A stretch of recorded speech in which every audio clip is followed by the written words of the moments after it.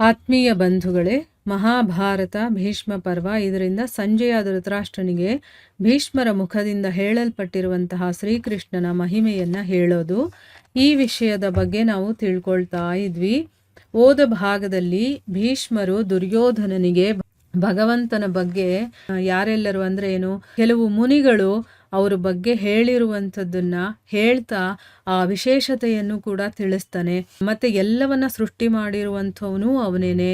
ಮತ್ತೆ ಬ್ರಾಹ್ಮಣರನ್ನ, ಕ್ಷತ್ರಿಯರನ್ನ, ಶೂದ್ರರು ಮತ್ತೆ ವೈಶ್ಯರು ಎಲ್ಲರನ್ನೂ ಕೂಡ ಅವನೇ ಸೃಷ್ಟಿ ಮಾಡಿರುವಂಥದ್ದು. ಈ ರೀತಿ ಎಲ್ಲವನ್ನ ಹೇಳಿ ಯಾರು ಭಗವಂತನನ್ನ ಭಯದ ಸಮಯದಲ್ಲಿ ಅವನ ಶರಣಾಗತಿಯನ್ನ ತಗೊಳ್ತಾರೋ ಮತ್ತೆ ಸದಾ ಈ ಸ್ತುತಿಯನ್ನ ಯಾರು ಓದ್ತಾರೋ ಅವರು ಕುಶಲವಾಗಿರ್ತಾರೆ ಮತ್ತೆ ಸುಖವನ್ನ ಪಡಿತಾರೆ. ಯಾವತ್ತು ಮೋಹಕ್ಕೆ ಒಳಗಾಗೋದಿಲ್ಲ. ಅದಕ್ಕೋಸ್ಕರನೇ ಇದನ್ನೆಲ್ಲ ಸರಿಯಾದ ರೀತಿಯಲ್ಲಿ ತಿಳ್ಕೊಂಡು ಅವನೇ ಭಗವಂತನೇ ಜಗತ್ತಿನ ಸ್ವಾಮಿ, ಎಲ್ಲ ಭೋಗಗಳ ಪ್ರಭು ಅಂತೆಲ್ಲ ತಿಳ್ಕೊಂಡು ಯುಧಿಷ್ಠಿರ ಭಗವಂತನ ಶರಣಾಗತಿಯನ್ನ ಪಡ್ಕೊಂಡಿದ್ದಾನೆ ಅಂತ ಅಂದ್ಬಿಟ್ಟು ಹೇಳ್ತಾರೆ. ಮುಂದುವರೆದು ಭೀಷ್ಮರು ಹೇಳ್ತಾರೆ, ರಾಜನೇ, ಪೂರ್ವ ಕಾಲದಲ್ಲಿ ಬ್ರಹ್ಮರ್ಷಿಗಳು ಮತ್ತೆ ದೇವತೆಗಳು ಇವರ ಬ್ರಹ್ಮಮಯವಾದಂತಹ ಸ್ತೋತ್ರಗಳನ್ನ ಹೇಳಿದ್ರು. ಅಂದ್ರೆ ದೇವತೆಗಳು ಮತ್ತೆ ಬ್ರಹ್ಮರ್ಷಿಗಳು ಭಗವಂತನನ್ನ ಸ್ತುತಿ ಮಾಡಿದ್ರಲ್ಲ, ಅದನ್ನ ನಾನು ನಿನಗೆ ಹೇಳ್ತೀನಿ. ಏನ್ ಹೇಳಿದ್ರು ಅವ್ರ ಬಗ್ಗೆ ಅಂತ ಹೇಳ್ತಾ ಇದ್ದಾರೆ. ಅಂದ್ರೆ ಈಗ ಇರುವಂತ ಋಷಿಗಳು ಮುನಿಗಳು ಅಷ್ಟೇ ಅಲ್ಲಪ್ಪ, ಹಿಂದೆ ಕೂಡ ದೇವತೆಗಳೇ ಇವರನ್ನ ಆಡಿ ಹೊಗಳಿದ್ದಾರೆ. ಅದ್ರ ಬಗ್ಗೆ ಕೂಡ ನಾನು ಹೇಳ್ತೀನಿ ಅಂತ ಹೇಳ್ತಾ ಇದ್ದಾರೆ. ನಾರದರು ಹೇಳಿದ್ರು, ನೀವು ಸಾಧ್ಯಗಣ ಮತ್ತೆ ದೇವತೆಗಳಿಗೂ ಕೂಡ ದೇವಾದಿದೇವ ಅಂದ್ರೆ ಭಗವಂತನನ್ನ ಸ್ತುತಿ ಮಾಡೋದು. ನೀವು ಸಾಧ್ಯ ಗಣಗಳು ಅಂದ್ರೆ ಯಾರು ಸಿದ್ಧಿಯನ್ನ ಪಡ್ಕೊಂಡಿರ್ತಾರೋ ಅವರು ದೇವತೆಗಳಿಗೂ ದೇವಾದಿದೇವ ಮತ್ತೆ ಸಂಪೂರ್ಣ ಲೋಕಗಳನ್ನ ಪಾಲನೆ ಮಾಡುವಂಥವನು ಮತ್ತು ಅವರ ಅಂತಃಕರಣದ ಸಾಕ್ಷಿಯಾಗಿದ್ದೀರಾ. ಅಂದ್ರೆ ಎಲ್ಲರ ಹೃದಯದಲ್ಲೂ ಕೂಡ ಅಂತಃಕರಣದಲ್ಲಿ ಭಗವಂತ ಸಾಕ್ಷಿಯಾಗಿದ್ದಾನಲ್ಲ, ದೇವತೆಗಳಿಗೂ ಅವನೇ ಇರೋದು. ಆ ಸಾಕ್ಷಿಯಾಗಿರುವಂಥವ್ರು ನೀವೇ ಅಂತನ್ಬಿಟ್ಟು ನಾರದರು ಹೇಳಿದ್ದನ್ನ ಹೇಳಿದ್ರು. ಮುಂದುವರೆದು ಮಾರ್ಕಂಡೇಯರು ಏನು ಹೇಳ್ತಾರೆ ಅದನ್ನು ಕೂಡ ಹೇಳ್ತಾರೆ. ಏನು, ನೀವೇ ಭೂತ ಭವಿಷ್ಯತ್ ಮತ್ತೆ ವರ್ತಮಾನ ಮತ್ತೆ ನೀವು ಯಜ್ಞಗಳ ಯಜ್ಞ ತಪಸ್ಸುಗಳ ತಪಸ್ಸು ಅಂತ ಮಾರ್ಕಂಡೇಯರು ಹೇಳಿದ್ರು. ಇನ್ನ ಭೃಗುಗಳು ಏನು ಹೇಳ್ತಾರೆ, ನೀವು ಅಂದ್ರೆ ಭಗವಂತನಿಗೆ ಹೇಳ್ತಾ ಇರೋದು ಇದೆಲ್ಲಾನು. ನೀವು ದೇವತೆಗಳ ದೇವತೆ ಮತ್ತೆ ಭಗವಂತ ವಿಷ್ಣುವಿನ ಪುರಾತನವಾದಂತಹ ಪರಮ ರೂಪ ಇದೆಯಲ್ಲ, ಅದೂ ಕೂಡ ನೀವೇ ಅಂತ ಹೇಳಿದ್ದಾರೆ.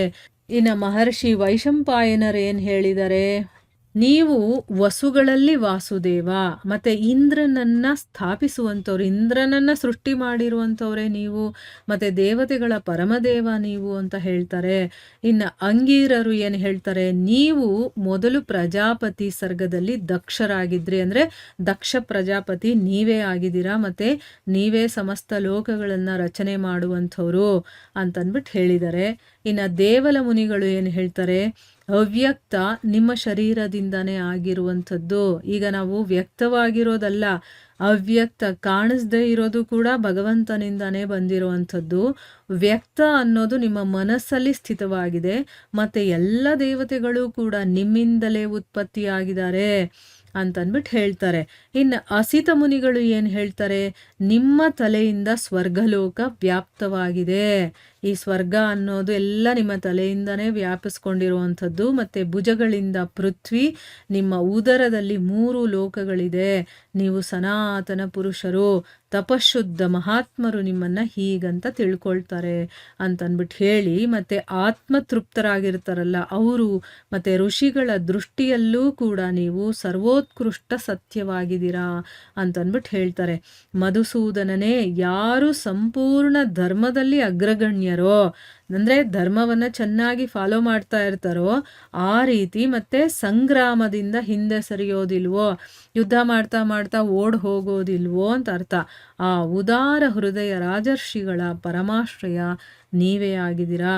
ಯೋಗವೇತ್ತರಲ್ಲಿ ಶ್ರೇಷ್ಠ ಸನತ್ ಕುಮಾರಾದಿ ಈ ರೀತಿ ಶ್ರೀ ಪುರುಷೋತ್ತಮನಾದಂತಹ ಭಗವಂತನನ್ನ ಸದಾ ಸರ್ವದಾ ಪೂಜಿಸ್ತಾರೆ.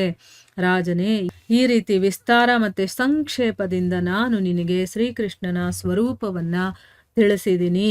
ಈಗ ನೀನು ಪ್ರಸನ್ನ ಚಿತ್ತದಿಂದ ಅವರ ಭಜನೆಯನ್ನ ಮಾಡು ಅಂತಂದ್ಬಿಟ್ಟು ಇಲ್ಲಿ ಭೀಷ್ಮರು ಹೇಳ್ತಾರೆ ದುರ್ಯೋಧನನಿಗೆ. ನಿಜವಾಗ್ಲೂ ದುರ್ಯೋಧನ ಅದನ್ನ ಕೇಳ್ತಾನ ಇಲ್ವಾ ಅನ್ನೋದು ನಾವು ಮುಂದಿನ ಭಾಗದಲ್ಲಿ ತಿಳ್ಕೊಳ್ಳೋಣ. ಹರೇ ಕೃಷ್ಣ.